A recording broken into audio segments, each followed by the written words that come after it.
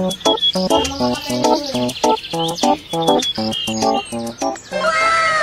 guys, ito naman ang mga tropa niyong taga-RSF.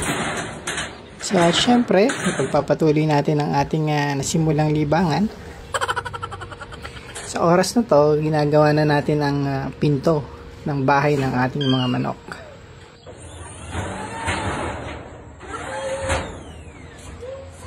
So makikita natin dito, ginagawa na ni Manong Albert at ni Junior, syempre di nila totoong pangalan, ang pintuan ng ating mansyon.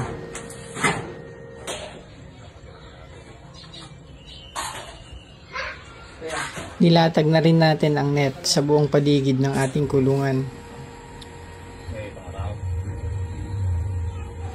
Looking good na mga ka-RSF.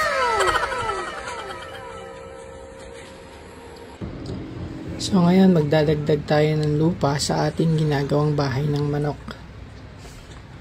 Kailangan nating pataasin kahit konti at masiksik ang lupa para maganda ang level pag naglagay na tayo ng ipa.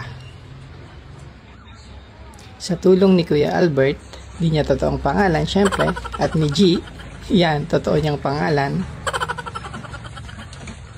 Sa tulong nila, nagagawa natin ang ating mga plano.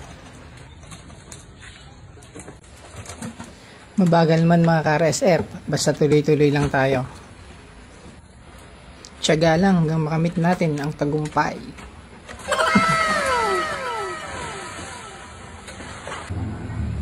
At heto na guys, press ko na ang ating mga alaga dyan.